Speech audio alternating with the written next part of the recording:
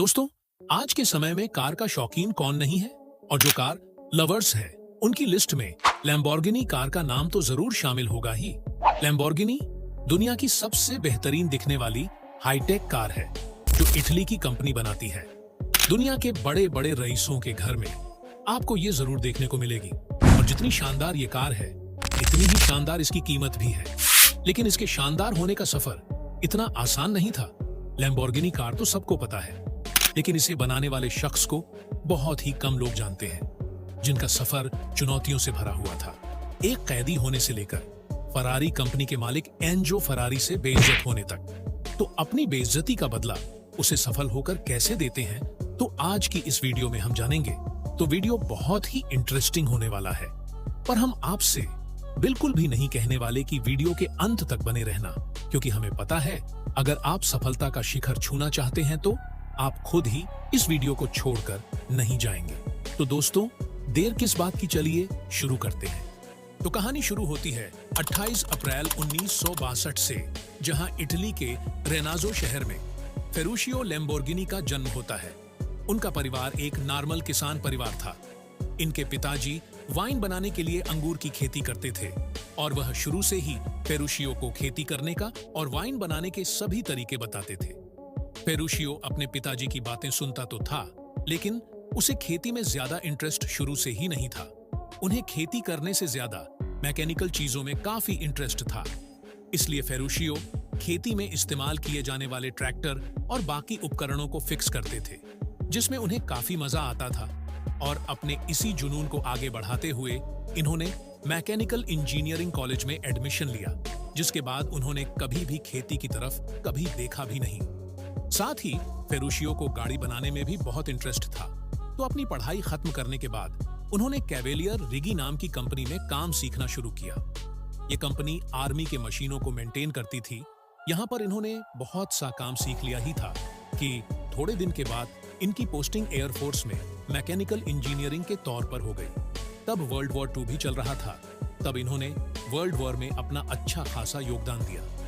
अब काफी समय तक जंग चलने के बाद इटली ने सरेंडर किया। ऐसे में जहां फेरुशियो की पोस्टिंग हुई थी, वहां का एरिया जर्मन नेशन के कब्जे में आ गया। शुरू में तो चीजें सही चल रही थीं, लेकिन बाद में जितने भी इटालियन थे उन्हें बंदी बना लिया गया, जिसमें फेरुशियो भी शामिल थे। अब इस बात का आप अंदाजा लगा सकते हैं कि वर्ल्ड वॉर के दौरान बंदी बनाए गए सैनिकों की कितने बुरे हालात होंगे।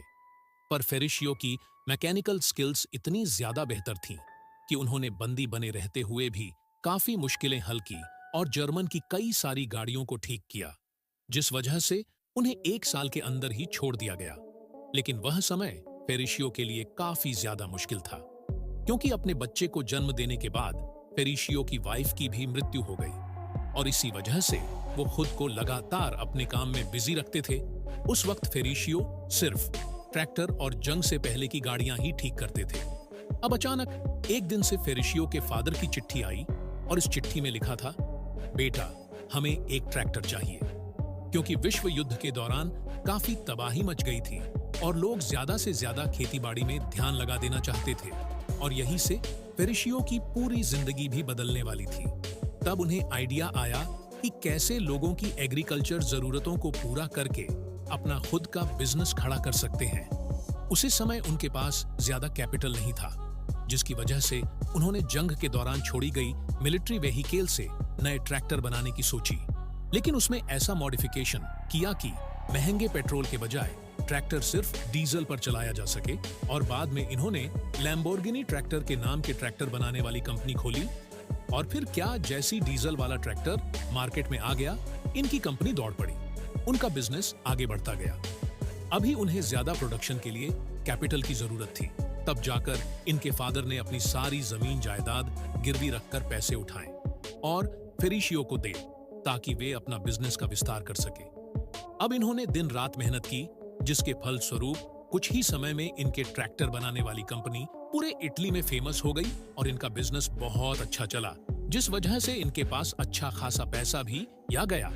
अब इन एक्स्ट्रा पैसों को उन्होंने अपनी सबसे फेवरेट चीज को खरीदने में लगाया और वह थी कार। अब फेरुशियो ने मर्सिडीज से लेकर फेरारी तक सभी गाड़ियां खरीद ली। पर गाड़ियां खरीदने के बाद इन्होंने अपने मैकेनिकल स्किल्स दिखाने कम नहीं किए। अब इनके कोई भी गाड़ी में खराबी आए तो फेरिशियो खुद ही उसे खोलकर ठीक करते थे। अब फेरिशियो ने फरारी की 250 जीटीओ मॉडल लिया और इस गाड़ी ने उन्हें काफी निराश किया। इस गाड़ी में सबसे ज्यादा दिक्कत क्लच की थी, जिससे फेरिशियो काफी दिक्कत महसूस करते थे। और जब इन्होंने गाड़ी के क्लच को निकालकर देखा तो इस गाड़ी में वही क्लच था जो फेरिशियो अपने ट्रैक्टर में इस्तेमाल करते थे, और यही फेरिशियो ने फरारी का वीक पॉइंट खोज लिया था। अब क्लच की समस्या को लेकर फेरिशियो डायरेक्ट फरारी कंपनी के फाउंडर एंजो फरारी के पास पहुंच गए। अब जाहिर सी बात है कि इतनी बड़ी कंपनी के मालिक को आकर कोई यह बोले कि आपकी गाड़ी में खराबी है, तो उस कंपनी के मालिक का चेहरा देखने लायक होगा। एक तो वह उस आदमी पर गुस्सा होगा, नहीं तो चुपचाप उसकी बातें सुन लेगा। और एंजो फरारी ने भी यही किया। वो फेरिशियो पर गुस्सा हुए कि तुम ट्रैक्टर चलाने वाले फरारी को क्या चलाओगे? तुम ठहरे, एक किसान तुम्हें फरारी जैसी गाड़ी कहां समझ में आएगी? तुम सिर्फ ट्रैक्टर ही चलाओ, फरारी नहीं। और एंजो फरारी की बातें सुनकर फेरिशियो वहां से चुपचाप निकल आए। अब उन्होंने मन में ठान लिया था और यहां से फेरिशियो अपने नए सफर पर चल पड़े। अब उन्हें दुनिया को यह दिखाना था कि किस तरह असली स्पोर्ट्स कार होती है। इतनी बड़ी बेइज्जती का बदला वो खुद की कार बनाकर देने का फैसला कर चुके थे, ताकि दुनिया को साबित कर सके कि इंसान अगर चाहे तो कुछ भी कर सकता है। और इसी सोच के चलते फेरिशियो ने लैम्बोर्गिनी नाम की एक और कंपनी खोली, जिसमें कार मैन्युफैक्चर करने वाले थे। और साथ ही इन्होंने फरारी कंपनी के 3 पुराने वर्कर्स को अपने साथ काम पर रखा, और पूरे 9 महीने बाद इन्होंने अपनी पहली लैम्बोर्गिनी गाड़ी बनाकर तैयार कर दी, जिसका नाम लैम्बोर्गिनी 350 GTI था, जिसमें V12 engine, 5 speed transmission, 4 wheel disc brake और 4 व्हील सस्पेंशन रखा गया। और सबसे पहले इस गाड़ी को ट्यूरिन मोटर शो में दुनिया के सामने पेश किया गया। यहाँ कई लोगों ने गाड़ी की तारीफ की, क्योंकि यह गाड़ी उस वक्त की सबसे बेहतरीन लग्जरी गाड़ी थी, जिसमें बाकी कार के मुकाबले कई सारे फीचर और एडवांस थी। फेरिशियो ने दिखा दिया कि वो कितने बेहतर किसान हैं, जो ट्रैक्टर से लेकर फरारी गाड़ी से भी अच्छी गाड़ी बना सकते हैं। धीरे धीरे करके दुनिया भर में लैम्बोर्गिनी का क्रेज बढ़ता गया, खासकर स्पोर्ट्स कार में, क्योंकि इनके गाड़ियों का डिजाइन लोगों को काफी ज्यादा पसंद आता था। इसी के साथ फेरिशियो ने और नए मॉडल बनाए, जिसमें 400 GT और मियूरा P400 आया। अब दोनों कारें मार्केट में काफी चल रही थी, और बाद में मियूरा P400 दुनिया की पहली सुपर स्पीड कार के रूप में जानने लगी। इसके बाद लैम्बोर्गिनी ने कई सारे सक्सेसफुल मॉडल लाए, और इसी तरह से लैम्बोर्गिनी एक बहुत बड़ा ब्रांड बन गई। इस तरह से फेरिशियो ने अपना बदला तो लिया ही, लेकिन दुनिया के सामने एक नई गाड़ी रख दी और ऐसी गाड़ी बना दी जिसका लोग सिर्फ सपना ही देख सकते थे। फेरिशियो ने यह साबित करके दिखाया था कि अगर इंसान चाहे तो कुछ भी कर सकता है।